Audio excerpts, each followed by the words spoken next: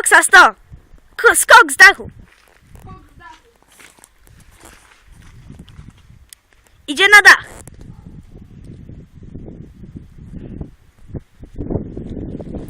O, widzicie go? Już idzie. O, zawiązuje buta, bo mu się rozwiązał. Przy wchodzeniu. Idzie. Ląduje. Będzie tu pole. Patrzcie, czy będzie tutaj pole. Wchodził na klatę. Na klatę dawaj. To się połamie. Więc płacić za odszkodowanie? Nie.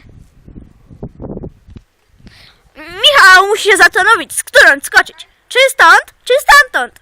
Idzie zobaczyć. Niespodzianka. To? Ach. Widzicie go? No Filip, nie we mnie, no. Wow, on mnie bije orzechami.